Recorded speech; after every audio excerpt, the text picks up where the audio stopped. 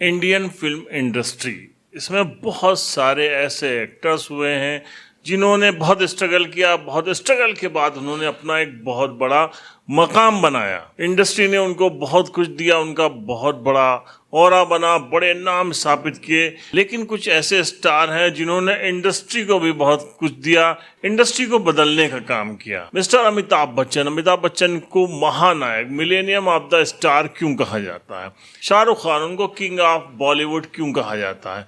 आमिर खान को mister perfectionist क्यों कहा जाता है? या अक्षय कुमार को सबसे बड़ा खिलाड़ी क्यों कहा जाता है? इन लोगों ने कौन सी ऐसी नई तस्वीर पेश की जिससे इंडस्ट्री में बहुत बड़ा बदलाव आया?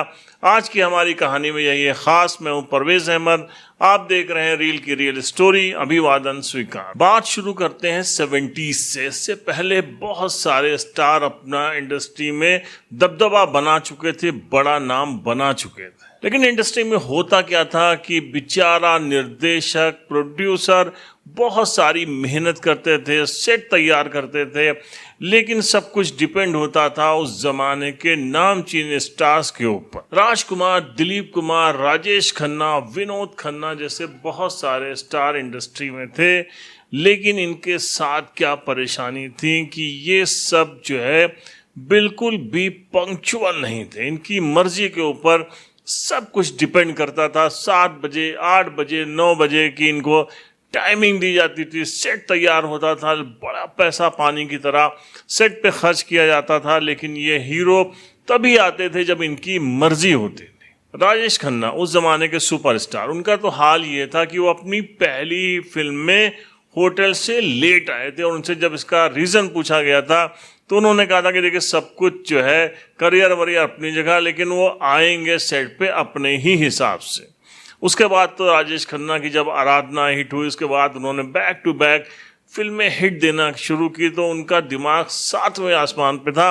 उनको लगता था कि इंडस्ट्री उनकी वजह से चल रही है। बेचारा डायरेक्टर, प्रोड्यूसर बहुत पैसा लगाते थे, सेट तैयार होता था, काका आते थे। अगर आते भी थे तो वो ड्रेसिंग रूम में रहते थे और वहां से भी जब निकलते थे जब उनका मूड होता था। यही हाल था शत्रुघ्न सिन्हा जैसे स्टार्स का कि कभी भी वो पूरी जिंदगी में सेट पे सही टाइम पे पहुंचे ही नहीं। इसलिए जब 1973 में अमिताभ बच्चन का उदय हो गया, एक बड़े स्टार के तौर पे अमिताभ बच्चन की पहचान बनी। उसके बाद उन्होंने फिर शोले, और शोले के बाद दीवार, फिर जो उन्होंने अपना ऑरा बनाया।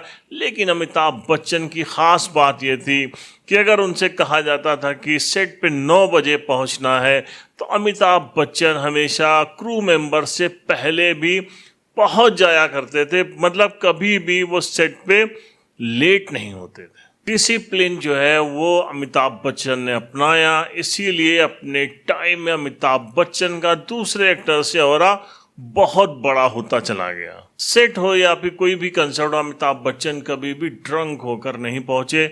उन्होंने कोई भी इस तरीके की एक्टिविटी नहीं की जिससे उनके प्रोफेशन पे कोई असर पड़ता। अपने काम के प्रति पूरी तरीके से समर्पित अमिताभ बच्चन धीरे धीरे बड़े स्टार होते गए। उनका एक बुरा भी वक्त आया, लेकिन जब उससे निकल के अमिताभ बच्चन ने अपने आप को संभाला, केबीसी से वापसी की, और दूसरी पारी में तो अमिताभ बच्चन और सचेत हो गया है। लगभग 54 सालों से इंडस्ट्री में काम कर रहे अमिताभ बच्चन ने हमेशा तमीज, तहजीब का दामन थामे रखा। यही वजह है कि Amitabh Bachchan millennium of the star कहलाए, जबकि उनके समकालीन बहुत सारे अच्छे एक्टर थे। और कहा जाता था कि धर्मेंद्र वगैरह तो उनसे भी ज़्यादा टैलेंटेड थे, ऐसा कहा जाता था उस वक्त। धर्मेंद्र ने अपने आप को जो बहुत जल्दी उनका करियर, हालांकि बहुत उन्होंने फिल्में दी, धर्मेंद्र साहब ने बहुत हम्बल भी इंसान थे, प्यारे इंसान थे। सेट पे भी सबके साथ उनका जो है वो व्यवहार बहुत अच्छा रहता था। लेकिन धर्मेंद्र ने शराब से अपने करियर के साथ खिलवाड़ की। इसीलिए धर्मेंद्र की जो सेकंड पारी थी वो उतनी सक्सेसफुल नहीं रही जितने की मिस्टर अमिताभ बच्चन की रही। अब बात करेंगे किंग खान की, यानी कि शाहरुख खान की। क्यों कहा जाता है उनको किंग खान? क्योंकि उनके टाइम में भी बहुत बड़े एक्टर हैं जो उनसे भी ज़्यादा सक्सेसफुल रहे हैं। लेकिन इंडस्ट्री का बादशाह शाहरुख खान को ही बोला जाता है। दरअसल पहले क्या था कि स्क्रिप्ट जो है वो एक तैयार हो जाती थी, एक आइडिया तैयार हो जाता था। कई बार तो जो है फिल्म की शूटिंग शुरू हो जाती थी, उसके बाद भी स्क्रिप्ट का काम चलता रहता था।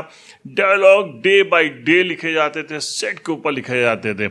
लेकिन जब शाहरुख खान की एंट्री हुई, और शाहरुख खान बिल्कुल स्टार भी नहीं बने थे पिक्चर के लिए, जब उनको अब्बास मस्तान ने अप्रोच किया तो शाहरुख खान ने उनसे कहा कि मुझे पूरी स्क्रिप्ट पढ़नी है, यानी कि स्क्रीन प्ले भी, डायलॉग्स भी उसके पढ़ने हैं, और सारे सीन कौन से होंगे, खुद मेरा सीन कौन होगा, अगले एक्टर्स का कौन सीन होगा, इस टाइप से तब मैं काम करूंगा। शुरू में इस बात को बहुत ही बुरा माना सभी लोगों ने, लेकिन शाहरुख खान ने अपनी ये शर्त रखी थी। उसके बाद क्या हुआ कि स्क्रीन प्ले और डायलॉग सबका एक पैटर्न बनने लगा। हालांकि उससे पहले, बहुत पहले इसकी शुरुआत की थी सलीम जावेद ने। उन्होंने जो अपनी दीवार पिक्चर लिखी थी, तो उसके डायलॉग, उसकी स्क्रिप्ट, उसके सारे सीन बाकायदा टाइप होके उन्होंने करके दिए थे यश चोपड़ा साहब को। लेकिन शोले फिल्म जो कि इतनी बड़ी हिट थी, शोले फिल्म के डायलॉग भी सेट पे लिखे जाते थे आखिर।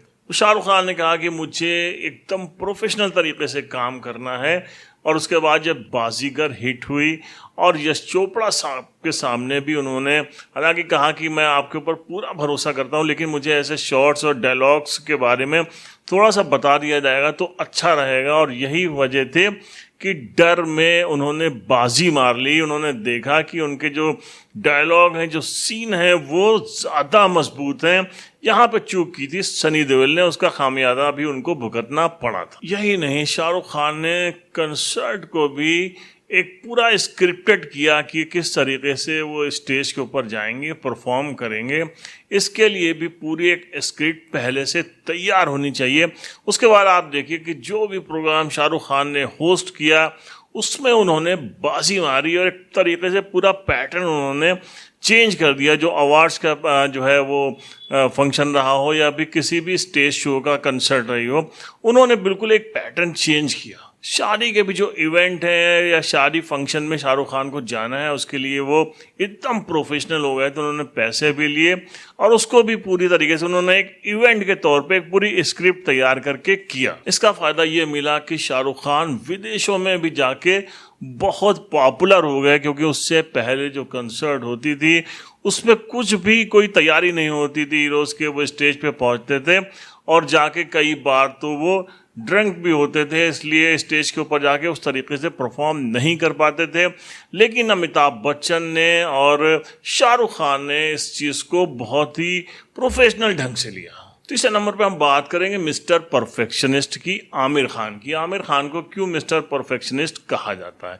दरअसल पहले जब फिल्में बनती थी तो जो उसका डायरेक्टर होता था, उसका बहुत ईगो होता था। हीरो उससे अगले सीन के बारे में बात नहीं कर सकता था, अगले दिन के डायलॉग्स के बारे में बात नहीं कर सकता था। लेकिन आमिर खान ने जब इस्टेब्लिश हो गए आमिर खान, तो उन्होंने पूरे इस फॉर्मेट को चेंज किया, और उन्होंने एक एक शॉट किया, पूरी फिल्म की स्क्रिप्ट को समझा, सारे सीन्स को पहले समझा। उन्होंने किरदार के हिसाब से अपना गेटअप तैयार किया, और फिर जब वो शॉट देते थे तो उससे पहले डायरेक्टर से डिस्कस होता था, और ख़ुद जब तक सेटिस्फाइड नहीं हो जाते थे, जब तक कितना भी डायरेक्टर जो है वो बोलता रहे, लेकिन वो रिटेक करते रहते थे। इसीलिए ये पूरा एक चेंज आया इंडस्ट्री के अंदर, और डायरेक्टर और एक्टर के बीच में वो कम्युनिकेशन बहुत ही अच्छी तरीके से होने लग गया। पहले जहां रिटेक को बहुत बुरा माना जाता था, वहीं आमिर खान ने जब तक उस शॉट को परफेक्ट नहीं बना दिया, वो रिटेक लेते रहे। अक्षय कुमार की बात करें तो उनको कहा जाता है मिस्टर खिलाड़ी, इंडस्ट्री का सबसे बड़ा खिलाड़ी। वजह क्या थी कि अक्षय कुमार से पहले एक तो एक्शन सीन जो होते थे वो हमेशा डबल बॉडी डबल दिया करते थे, डुप्लीकेट किया करते थे। लेकिन अक्षय कुमार ने आके इस ट्रेंड को चेंज किया। उन्होंने बहुत ऐसे एक्शन सीन थे जिसमें बहुत ज़्यादा रिस्क हुआ करता था, लेकिन अक्षय कुमार ने ऐसे शॉट दिए। दूसरे अक्षय पारी की एक और बहुत ख़ास बात है कि वो बहुत अर्ली मॉर्निंग उठते हैं और बहुत जल्दी रात में सो जाते हैं। 9 बजे के करीब वो रात में सो जाते हैं। इसलिए उन्होंने कंडीशन लगाई कि मेरे साथ काम करना है तो आपको अर्ली मॉर्निंग फिल्म का शूट शुरू करना पड़ेगा। सुबह के 7 बजे अक्षय कुमार सेट पे पहुंच जाते हैं और शूटिंग स्टार्ट होती, तो आप समझ सकते हैं कि क्रू मेंबर्स कितने बजे पहुंचते होंगे। लेकिन एक डिजास्टर चेंज लाए अक्षय कुमार इंडस्ट्री के अंदर, और उन्होंने जो सिर्फ ये शर्त होती थी कि देर रात तक ही काम करना होगा, उन्होंने कई शिफ्ट में काम किया, लेकिन वो अर्ली मॉर्निंग शूट शुरू करते हैं और इवनिंग तक निपटा देते हैं। इंडस्ट्री को और परफेक्ट बनाने में एक और हीरो का बड़ा हाथ है, वो है ऋतिक रोशन। ऋतिक रोशन के बारे में आप सभी जानते हैं कि ऋतिक जब फिल्मों में नहीं आए थे, पहले तो वो बहुत कमज़ोर हुआ करते थे। ऋतिक रोशन को स्पाइन में प्रॉब्लम थी, इसलिए डॉक्टर ने मना कर रखा था कि ऋतिक न कभी डांस करेंगे और न एक्सरसाइज करेंगे। लेकिन ऋतिक ने अपने आप को बदला और एक ऐसी बॉडी बनाई जो इंग्लिश हीरो की हुआ करती थी। ऋतिक का जब फिल्मों में एंट्री हुई, उनका डेब्यू हुआ, तो उन्होंने कहा कि अब बहुत हो चुका, अब इंडस्ट्री के अंदर एकदम फिट हीरो नज़र आएगा। और एक ऐसा शेप उन्होंने अपनी बॉडी को दिया और एक ऐसा डांस कल्चर वो लेके आए जिसने इंडस्ट्री को बदल के रख दिया। रोमन गॉड के नाम से मशहूर ऋतिक रोशन से इंस्पायर होकर बहुत सारे एक्टर उनकी तरह अपनी बॉडी को फिट कर रहे हैं और बॉडी डबल का भी काम काफ़ी हल्का कर दिया। ऋतिक रोशन भी इस तरीके के रिस्की शॉट देने में बहुत माहिर है। तो ये है वो स्टार जिन्होंने इंडस्ट्री के लिए कुछ अलग किया है, उन्होंने इंडस्ट्री को भी कुछ दिया है, आने वाली पीढ़ियों को भी कुछ दिया है। अगर ये हमारा एपिसोड आपको पसंद आया हो तो प्लीज़ हमारे चैनल को लाइक करिए, सब्सक्राइब करिए। हम मिलते हैं नेक्स्ट एपिसोड में एक नई स्टोरी के साथ। तब तक के लिए जय हिंद।